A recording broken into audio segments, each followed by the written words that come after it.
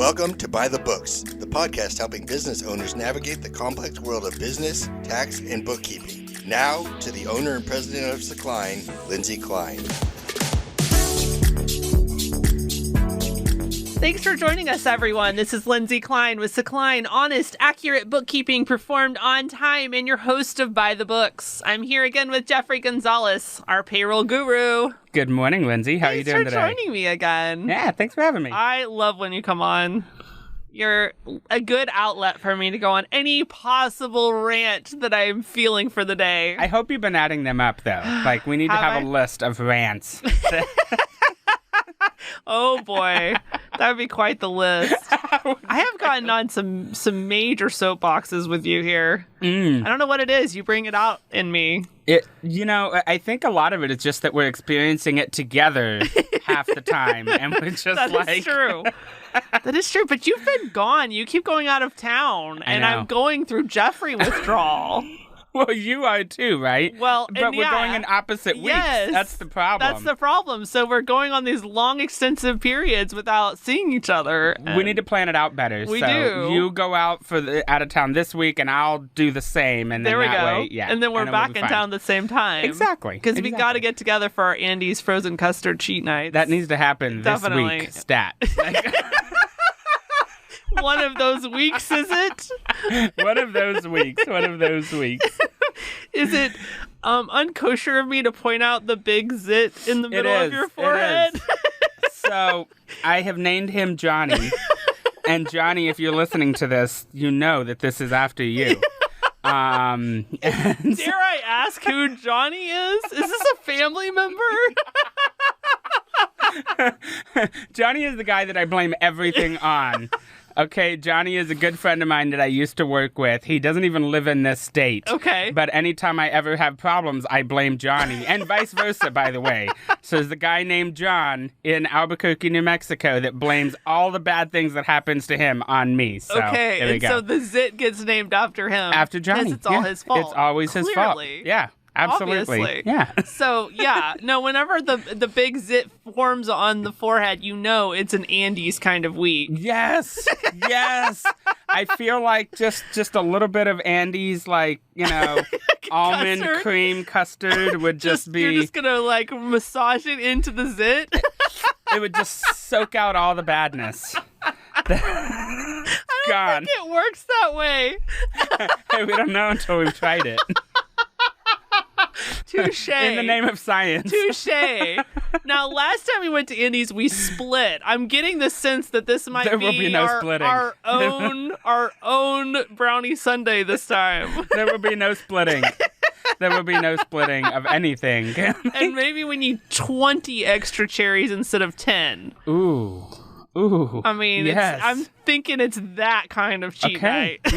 Yeah. I'm gonna pencil you in actually right now. This is happening. So I had my own kind of zit moment this week. Which you already know about because that's how this whole entire topic formed. So there is a mutual contact that Jeffrey and I have that I was laughing because he's come up as a bad example in the past. So let's just hope he does not listen to my podcast. This is not the first example that we've had for this podcast of what not to do.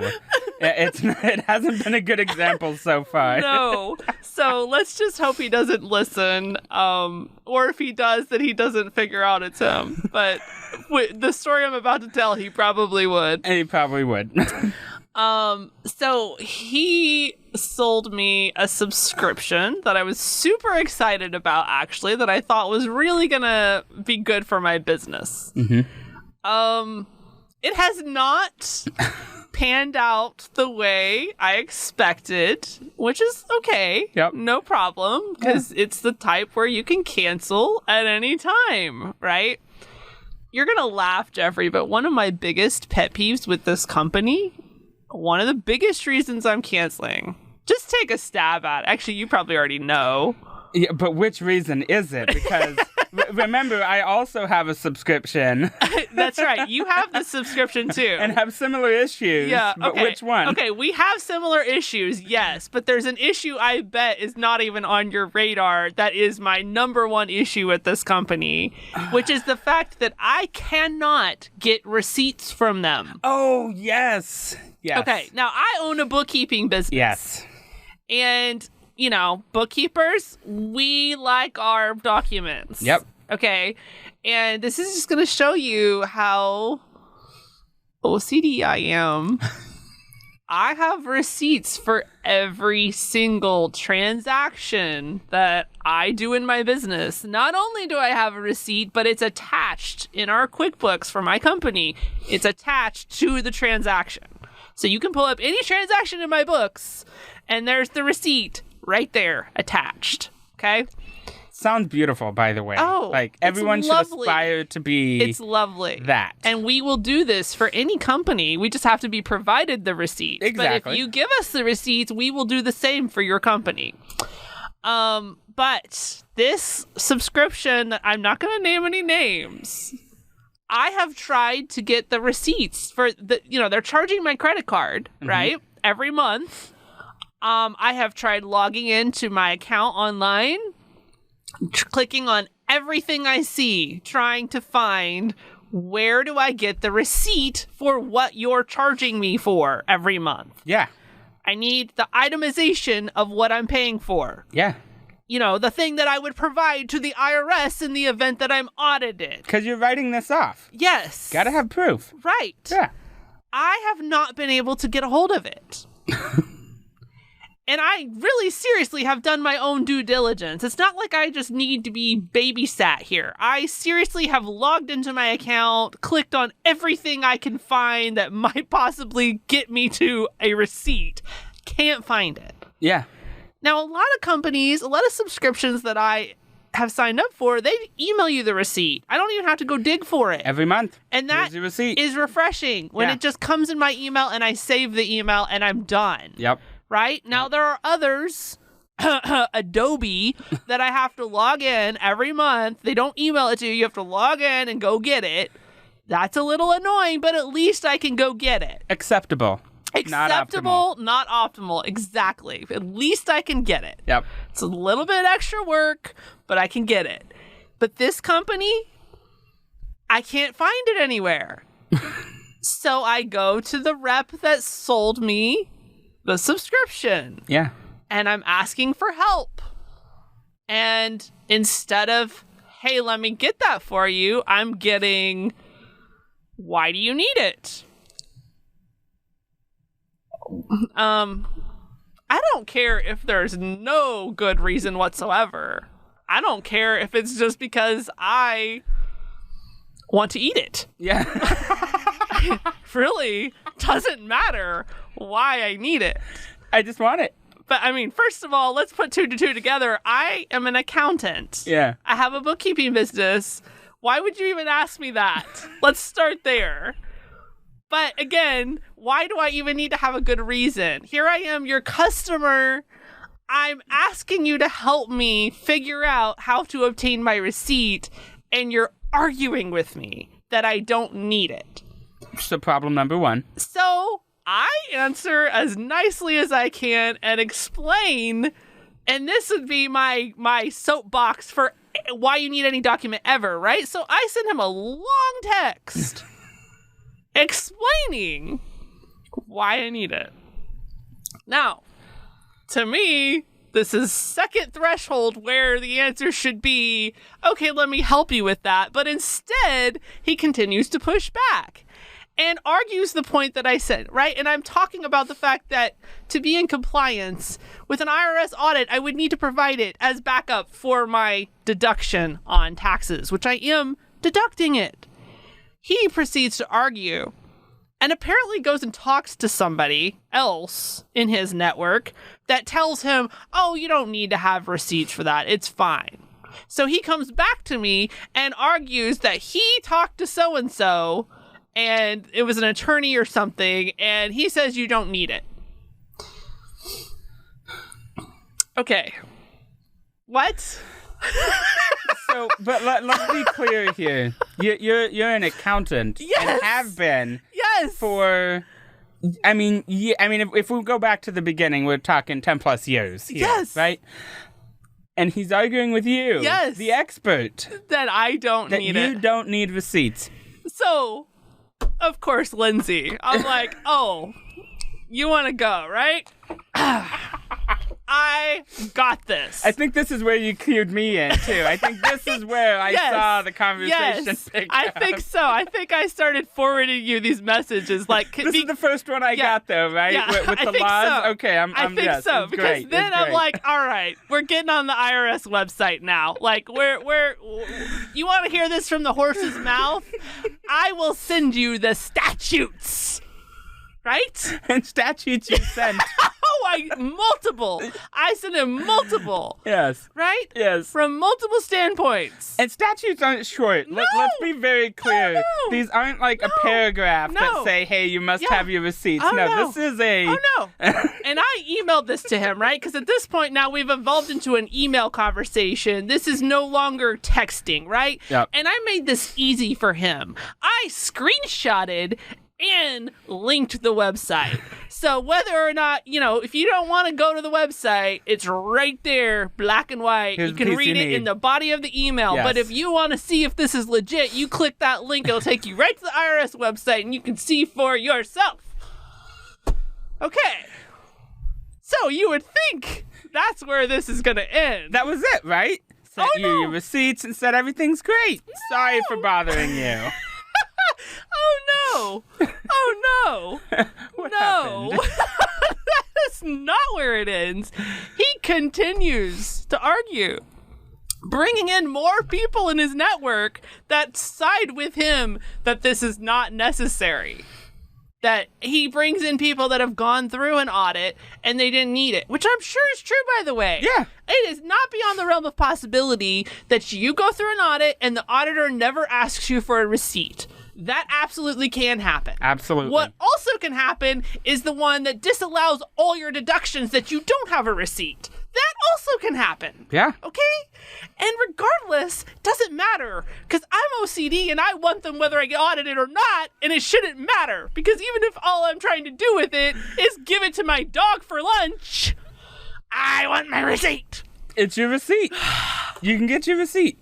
So I was like, yeah, so you saw this conversation, right? Okay, but when was this conversation? What? When was this conversation? I don't know. What was it, like a month ago, maybe? Maybe even a little longer. 6 weeks? It feels like it's been a minute since we laughed about this. It's been a while. Yeah, okay. So reading this conversation as an outsider, where you're like, oh my gosh, Lindsay, get off of this. Well, so I would say that normally I would be, if. Because I know how you are, right? You're just like, sometimes you just need things the way you need them. Yes. However, I have been in this situation, and I know, doing what I do, a gazillion accountants and CPAs, and every single one of them have tattooed somewhere on their body, where's the receipt? I think it's a requirement. It's the what's her name in Monsters, Inc.? Mike Wazowski, where's your paperwork? That's exactly what it is. That's how they sound, too, by the way. It's how CPAs sound. If you don't have a CPA that sounds like that, you need to find a new CPA. Because that's how the good ones sound. Where's the paperwork? Where's the receipt? So I know how serious this is. I am not an accountant, nor should I ever be. But I do know the number one rule is, where's the receipt? Yes, Jeffrey. Yes. So what kind of person picks a fight with an accountant about not needing a receipt? This is a lost cause from the beginning. You are not winning. You're not winning. I'm sorry. You are never going to do it. But that's not even the best part. So the best part is what happened this week. Wait, what is today? This week / last week. Yes. So finally I get to the point. This is even before last week. This is like back right after this conversation where I am finally getting to the point where I am done arguing with this guy. Yeah. And I'm done looking for the receipt. And I realize he is never going to help me achieve a receipt. So at this point, I'm so frustrated. I'm like, I just want to cancel. Yeah. I'm done. So then I tell him, I just want to cancel my subscription. Can you please cancel it for me? That was smooth, I'm sure. Oh my goodness. Then we got to get into the conversation about, well, why do you want to cancel? Because I can't get receipts. And again, doesn't matter. Just cancel it for me. Just cancel my service, exactly. So then we got to go off on all the tangent about canceling, which he continues to argue. He won't do it. And then when I am just one-track mind, get this canceled for me, and he realizes he's not changing my mind, then he's trying to get me to keep some of the... Because I have, like, 3 or 4 different subscriptions. Yeah, all in within one. the same. Right. Yeah. I get charged once, but it's for 3 or 4 different things, which again is why I need a receipt. I don't even know if I'm being charged correctly. That's fair. So he's trying to get me to keep at least one of them, right? Yeah. And not cancel all of them.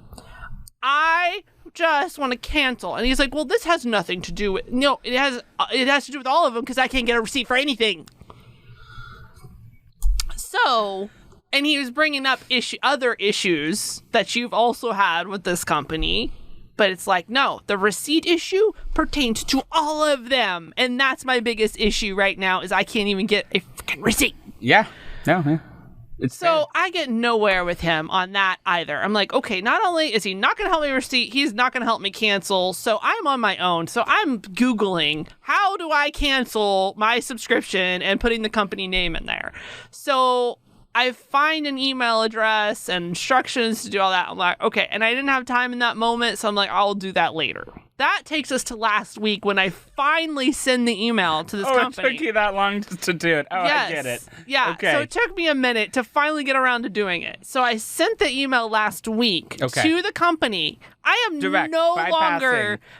no longer talking to the rep at all. Like, it's getting me nowhere. Yeah. Except frustrated. Yeah. So I email the company. They email me back with your subscription will be canceled within 24 or 48 hours or what. Perfect. Why didn't I do that the first time? Man, that was a lot easier. Google. Why didn't I think of it? Dr. Google knows all. Exactly. Yeah. Anyway, so cancellation goes through. Well, apparently he as the rep gets, of course, a notification that one of his clients is about to cancel. Of course he does. And I'm thinking the 24 to 48 hour window is for them to talk you out of canceling and talking you into keeping your subscription. And he decides to capitalize on this. So he starts texting me again. I'm like, no, you. As soon as you see the name pop up, too. Like, what's that thought process? As soon as it comes up, you're like, yes. I know why. I know. Yes. If you're that person that as soon as someone sees your name on their phone, you're like, ugh. I'm just going to tell you, you're not a good salesperson, first of all. Let's just start with that. You're not a good salesperson. Yeah. I'm just going to start there. So I see him pop up, and he's asking why I'm canceling. Now, as you said, this has been probably about 4 to 6 weeks since that other conversation happened. He probably thinks he's out of the woods, right? He probably thinks he won the conversation. He wore you out. Little does he know. He did. You were just building steam. I mean, he did wear me out. He did. I was done. I'm like, there's no point in arguing with this man because even giving him IRS statutes does not do anything. So clearly we're not getting anywhere with this. Yeah. So he did wear me out and I just stopped talking. Right? That's basically how that conversation ended 4 to 6 weeks ago. Okay. But now he's asking, why are you canceling? Okay, I know it's been 4 to 6 weeks. But is 4 to 6 weeks long enough time that you've already forgotten my issues? You remember. You know why this is happening. Yeah, that's what I'm thinking. I'm like, I think you know exactly why I'm canceling. Yeah. Why are you asking me this? Yeah. We've already had an entire conversation about why. I even sent you an email full of screenshots screenshots and links as to why it's canceling. Like, I know you have to somewhere in your consciousness know why I'm canceling. You know what's happening. Yes. And so I just say, because I can't get receipts. That's all I said, right?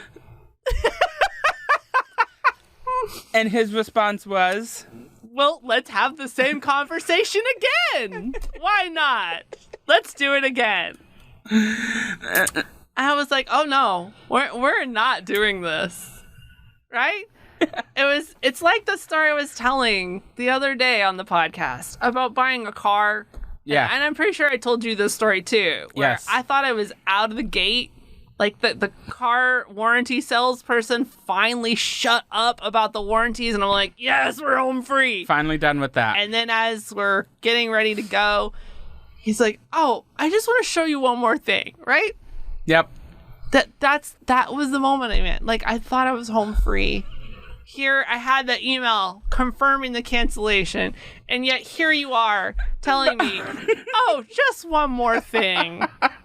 Let me go back to the thing I've already told you 20 times, but once more. But one more time. One more time. Let me tell you one more time. Let me tell you one more time. Maybe it'll change. Maybe it'll change. I was like, oh no, we're not doing this. Yeah. So I just responded, his long message that he sent me, I just responded with, I want to cancel, please. That's it. And then he's like, he comes back with, and correct me if I'm wrong, something about, I'm trying to remember how he worded it exactly, but I understand. I don't understand why you're attacking me. Yes, that's what I was going to say. Is it when it got personal? All of a sudden, you're like, attacking you? What? It's like, how am I attacking you? Is that the word he used? Attacking? Or, let me see. Or like coming at me or something. It was something along those lines. I don't know if he used the word attacking me, but it was something along the lines of like, why are you coming at me, bro? It's exactly what it was. And I was like, I didn't even contact you. I am actively trying to avoid you, to be honest. Which I didn't tell him that. No, it cuts off at why all this is directed at me. Oh, yes. Yes. Okay. Because why you're is all this... frustrated. I Yes. mean, not unprofessional, right? No. Like, I can't get all my receipts, so I'm done with all of it. And I've already explained all of this to you. Response was, I just don't understand why this is all directed at me. Yes. Yes. But it's not. I'm like, all directed at you. Yeah. Seriously have been actively avoiding you. So trust me when I say none of it was at you. I have no problem with you. It's like, dude, you're Cancel the one my contacting subscription. me. Yeah. Yeah. And so I was like, what? Okay, read whatever. What did I respond back after he said, why are you coming at me with this? Let me see. Blah, blah, blah. Well, some of this gives away what the service is, so let me skip some of that. Okay. I didn't direct anything to you. I didn't even want to contact you about it, which is why I sent an email to corporate. Exactly. Yeah. Hello? Yeah. I never contacted you. But what goes on, and again, it goes into what the company is, and he uses the name, so I'll skip most of it. But in the next message, it's, this is a difference of opinion about the receipts and your research for sure.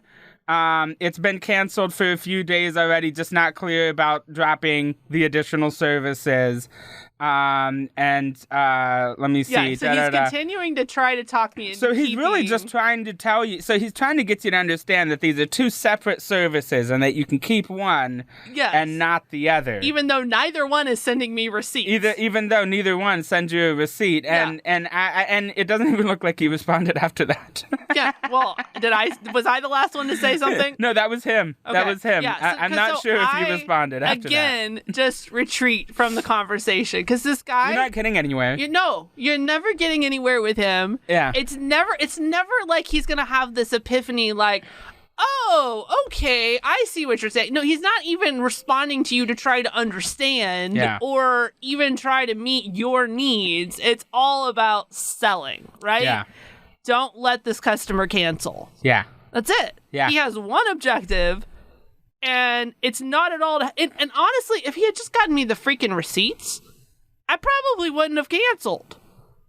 I mean, I'm not even sure that he asked. Like, no! I'm not even sure. Like, I know he asked people about whether you needed receipts, but I'm not even certain that he asked if he could even provide receipts. No! He was doing more time and attention and research on proving me wrong that I needed them than just getting them to me. Yeah. Yeah. Who cares if I actually needed them? Yeah. Who cares if my reasoning was legit?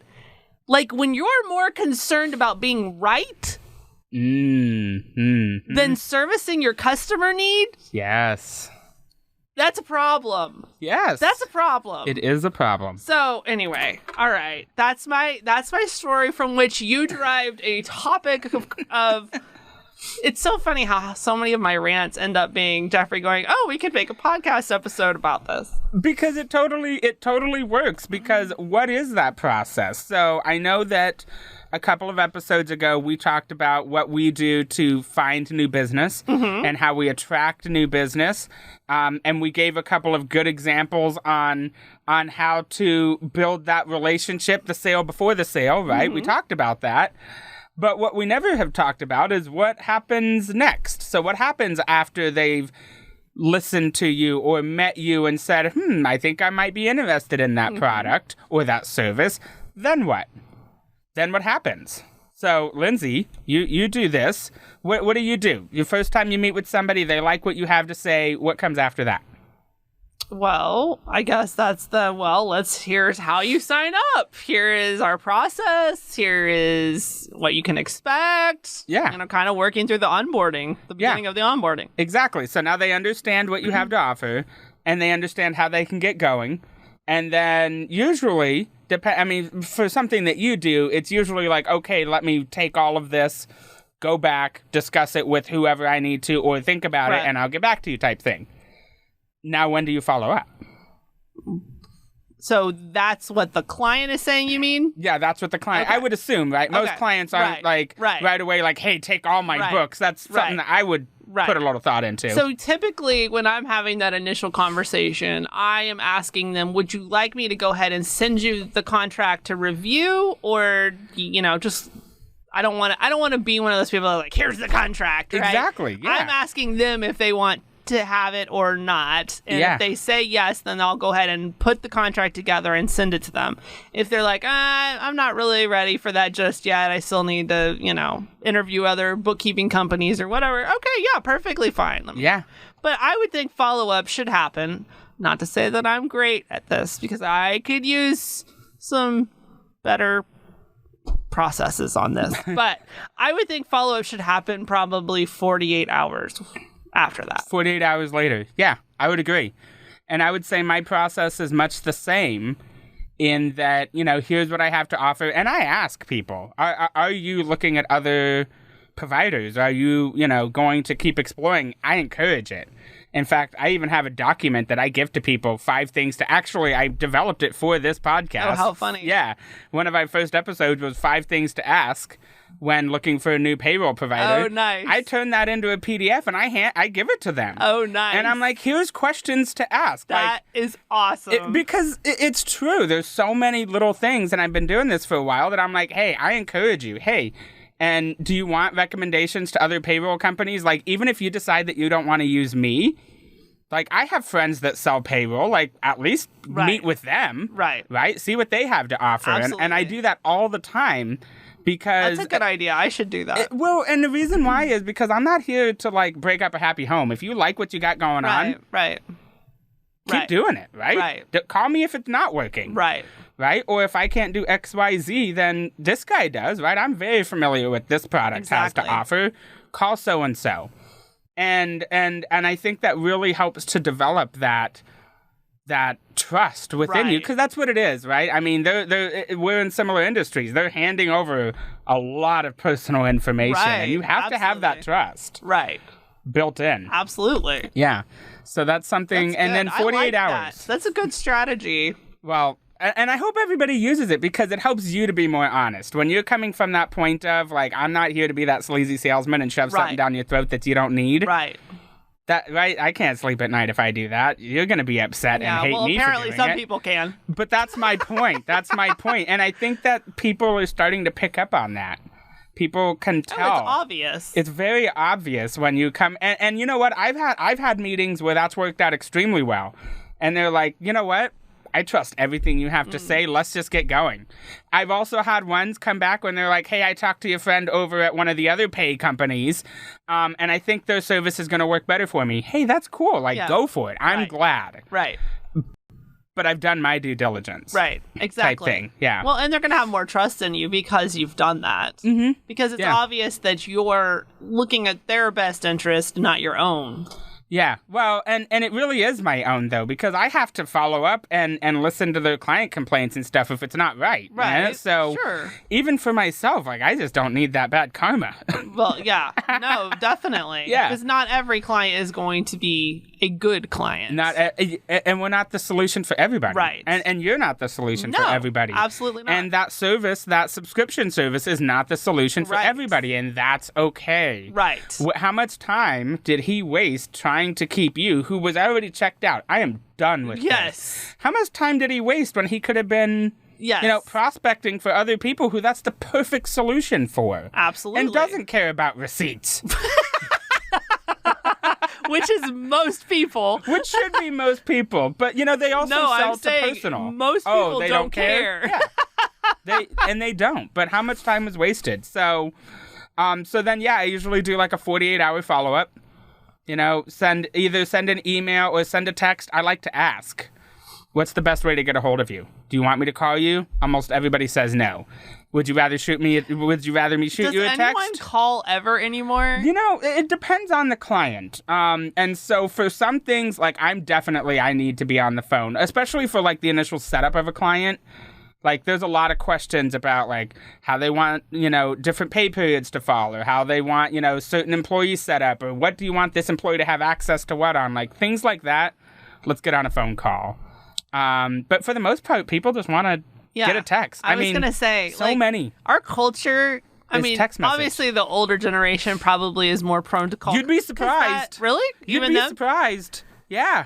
But I would say they're the ones probably most prone to an actual phone call. Mm-hmm. Whereas the younger generation's like, why are you calling me? Yeah. I didn't tell you could call me. How'd you get my number? We were texting. You didn't ask the same number? Yeah. And what's really funny is this last week, I had to go and meet a client in person. It was a large client, but he was like, hey, I want you to come down and meet me. Can you meet me tomorrow at 10:30? And I was like, sure. And I was thinking about it. I have not gone to meet a client in person in a long time. Maybe twice, maybe 3 times in the last 12 months. Yeah. Isn't that crazy? Yeah, no, it's the same. I miss that. Yeah, when I started, we would bring paper agreements and have everything filled out and scanned in before I left the first time, and now it's completely digital. Yes. But that changes the way we follow up with people now, right? Yep, it is. Because I used to pop in. If I hadn't heard from you for a week and you were super interested, hey, everything okay? Here I am. Yeah, I don't think people would take kindly to that now. But it definitely, the culture has shifted, right? Like, a text message, I would say, is equivalent to the pop-in at this point. Right. Yeah. Yeah. Very interesting. It is. It's definitely been a shift in the way that people interact. No question about that. And I believe that pushiness that you were experiencing may be a little antiquated. Yes. Like, at one point, you had to be pushy like that. I think so. I think so, because there was a time when that was actually perceived as being good. Absolutely, I would. Yeah, the pushy salesman is the one that always won. Go back and watch sales movies from, movies that have sales, from back in the 80s and the 70s. It's way different now. Have you seen the movie Boiler Room? Did anybody like it, though, or was it just more socially acceptable? But it worked. That doesn't work anymore, is my point. Okay. No, I haven't seen Boiler Room. What is it? There's a lot of movies like that, where there's just, those hard-headed... I need to watch? It is a pretty funny movie. Boiler Room. I'm Googling it right now. I think it has Vin Diesel, and there's a couple of really famous lines from that movie that... What's the premise of this movie? Oh, goodness, it's been a while since I've been there, but basically the guy is in training. Is it like centric around sales? Mm-hmm. Interesting. Yeah. Okay. Yeah, there's a lot of movies like that, though. But my point is I think that people used to be pushier and it used to work more. And now people are looking for, they have the internet, they have ways to look you up. Maybe that's what it is people are more educated now. That makes sense. Yeah, because I can look up you, I can look up your reviews, I can look up your website, I can see your podcast, I can see your LinkedIn. Yeah. I know so much about you before I walk in and meet you for the first time. People can find so much about me if they start... Well, you and I Googled me, and I actually, under the cricketer, the You're Lindsay probably Klein above cricketer. the cricketer at this point. You think so? Let's Google. Maybe. Let's see. You have Let's a lot see of if I content have- out there. Let's see if I've gone above the cricketer. I didn't even know cricketer was a word. I'm above the cricketer, Jeffrey. I'm number one. If you Google Lindsay Klein, the cricketer has been dethroned. He has been dethroned. What? Take that, cricketer. Australian cricketer. Now, the images, I will say, he does still have dominance over the images. You just got to get more pictures of yourself I out guess there. I need to get more pictures and up. title your pictures with your name and stuff. Like, I'm sure there's something that you can do. So I still got to look at his face. Okay. But for now. But his Wikipedia profile is no longer number one. Wow. So you're going places. I'm going places. I was here the day when this happened. Yes. This is a momentous moment. I know, right? So, yeah. And it's my LinkedIn that's number one. Wonder what that means. My LinkedIn game is on point. Yeah. Well, your LinkedIn, like all of your podcasts go through it. You're very active on LinkedIn. Yes.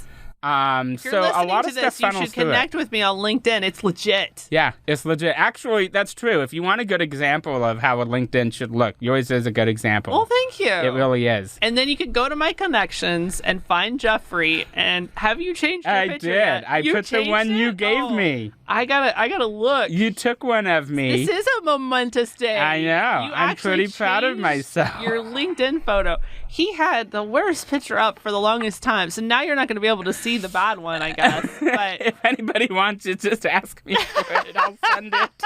Let's see what you have up there now. Because one day him and I went to lunch, and I was like, "No, we made fun of me. We got to get some photos." Yeah. Okay, so this is the one I took. That's the one you took of me. It's an improvement, but I feel like you still should go get a professional one. No, I do. I actually have a few reasons to get a professional photo shoot done. So I am actually have somebody from a networking group that I've talked to, and I'm going to go get that done. So I just signed up another subscription. Let's hope I can... Actually, I already got the receipt. Emailed? It was emailed. So we're good on that, right? But I signed up for this... I haven't signed up for the subscription yet. I just signed up for one time to see if I like it.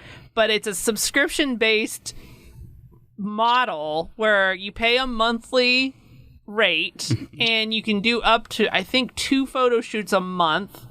And you go onto the app to schedule when you want to do the photo shoots, and they do them at different locations. So you can pick the time and the location you want to go to. And they do them in like coffee shops, office buildings, like different settings. And each photo shoot, you can bring up to 3 dress outfits. And you can change 3 times. But it's a group of people, I think 4 people that are doing it. So while someone else is doing their photos, you go change clothes. And you rotate. So you're only there for an hour, and you have obviously different locations, but you can do it up to 2 times a month, and it's a subscription. I thought it was pretty clever, because then you always have fresh photos for your content. That is. And Isn't it's that always genius? revolving. I thought always it was pretty new clever. stuff. So, and it doesn't always have to be like the whole suit and tie get up. You can do... Right. I mean, why not? You can do another one next month. Right, exactly. And like I said, it's different settings. So even within a, if you do the coffee shop, you could have one with the suit and tie, but you could also have one in casual, jeans or whatever, because you can change clothes. I like this. So you can have all kinds of different variations. And then, of course, each location has different backgrounds. You might have one where you're sitting down with your laptop, or you might have one outside somewhere, whatever. You're going to have to give me this. Okay. I think I'm going to have to check this out. Yeah. So I thought it was a pretty cool concept. So I'm trying it out one time. I think my first one is next week. Okay. Just to see how I like it. And then if I like it, I'll probably sign up for the subscription. And I already know they do the receipts, so we're good there. I love this. Anytime anybody calls you for a sales pitch, like on your phone, you're going to be like, okay, let's talk about the receipt situation. How difficult is it for me to obtain a receipt for your services? Because this is going to heavily factor in my decision. So one of the things that I love about the way you do business, not that I've ever hired you to do my books, but... Yeah, we need to talk about that. I'm kidding. But not that I have any. Trust me, if I had some, you'd be doing them. Because I know how much of a stickler you are. And that's what you want in an accountant. Just so anybody has any questions, that's what you want. Somebody that's a stickler. If they don't care about your receipts, they don't care about you. That's first and foremost. But secondly is I know that when somebody doesn't want to do business with you anymore, how do you handle that? I've seen this happen a few times. Oh, yeah. I do not at all act like this guy we were referring to at all. So what happens? I am very gracious about it. I completely understand. And a lot of times, actually, I think 100% of the time when this has happened, it's been because we were cost prohibitive. Mm-hmm. For whatever reason, and I've tried to get better now about setting the expectation at the beginning in terms of what they might have in their situation that's going to require a lot of time. Mm-hmm. And make sure that we know up front what their budget is. Because every time they have disengaged from us, I'm pretty sure every time it's been because of cost. Yeah. And we will never be the cheapest. Yeah. I have been, and I'm very open and upfront about that now, especially. We are never going to be your cheapest option. Mm-hmm. If I'm your cheapest, I'm doing something wrong here. Yeah. So that I understand completely. And that is one reason why I network with a lot of other bookkeepers, a lot of solopreneurs that are, stay-at-home moms or, partially retired, that they don't have a lot of overhead. They're, it's just them. Mm-hmm. They operate a lot less expensively than I do, having a whole team of people, and essentially you're getting an accounting department. Yeah. It's completely different. Different needs. Yes. Different needs, yeah. Yes. So but that is never something that I resent anyone or try to talk them. I never try to talk someone out of leaving us. If they have reached the point where they have decided this is not the best fit, I want them to leave on a happy note. And who knows, maybe at some point in the future, we are a good fit. Exactly. Maybe they get involved with a different company that's a good fit. You know what I'm saying? Like, you never know. So I do not want the last experience they have with me leaving a bad taste in their mouth. I want that experience to be a pleasant one and even maintain that relationship. Yeah. Because I do genuinely care about people and certainly my clients, even if they're no longer with me. Well, and I think that's exactly how it should be, right? Yes. So the goal is when somebody leaves or somebody insinuates that they're leaving, like there's nothing wrong with saying, hey, if things aren't going right, like what can I do to help? What do you need from me? Right. But if it's more than, hey, like it's just too cost prohibitive or unfortunately the software doesn't work because it doesn't give me receipts or whatever the reason, it should be very much like, hey, I completely understand. Right. I've done everything I can. There's nothing I can do to help. I understand you have to leave. I'm going to keep in contact. If you don't mind, I'm going to keep in contact with you and let you know if that gets updated. If we can start sending out receipts, you're going to be the first one I call, right? And that's a much different conversation than, you know what? I understand. Thank you. There's nothing you can do. And then you get a call in 6 months and say, guess what? Yeah. I can send you receipts now. You're going to go, I think I might sign back up for this guy, especially since you remembered me. Right. I'm going to sign back up as opposed to, hey, now. Right. Hey, we can do receipts now. You're not even going to answer the phone. You're going to see the number and be like, I'm not answering this guy. Right? And I handle it much the same way. Like if there's, depending on, every company has a different need. And so if it's something that doesn't make sense or I can't do, hey, you know what? I completely get it. I add it to my list. I have an Excel spreadsheet with a list of things that like, hey, if this ever works out, I'm going to call these people. Hey, guess what we did? How are things going right now? Do you want to start looking again? Yeah. And I have gotten sales from that just by being helpful. That is fantastic. That's literally what people need. This is why I love the Payroll Guru. this is what you got to do. Need payroll services. Yeah. All right, tell people how to find you if they want to talk to you, sign up for payroll, or just talk payroll, talk about your LinkedIn profile. Yeah. If anybody wants to see my old LinkedIn profile picture, they can give me a call or send me a text. Okay. At 214-551-4650. Obviously, find me on LinkedIn. Spell your Easiest to last find name. me under Lindsay Klein, right? Find Lindsay Klein first There and you then go. find me. My last name is Gonzalez, Gonzales. So in your profile, you have human capital management guru. Uh-huh. That is not as catchy as payroll guru. You want to know why? Because human capital management involves A like mouthful? Well, it's a mouthful, but it involves like tracking benefits and hiring and onboarding. It's more than just payroll. Okay. So change it to payroll I was guru. gonna say Okay. human capital management guru. I call you the payroll guru. Fine. As of today, it's changed. Payroll guru only. I mean, you could still keep it on there, I guess, but payroll guru is just catchier. Payroll guru. Yeah, you're right. All right, I got this. Payroll guru. And you have financial literacy in enthusiasts. Yeah. Ooh. Yeah. I didn't even know this about you. I'm learning about you. You didn't know that about me? I'm going to tell you right now, someday if I ever get to retire, that's what I'm going to do with my time is I'm going to teach high schoolers financial literacy. That's what I want to do. Yeah.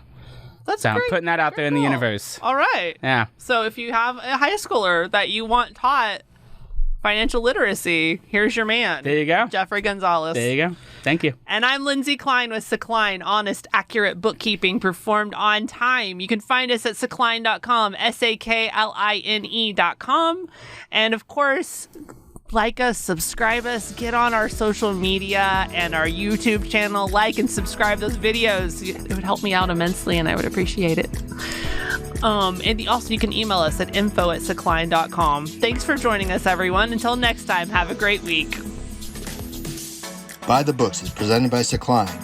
Honest, accurate bookkeeping performed on time.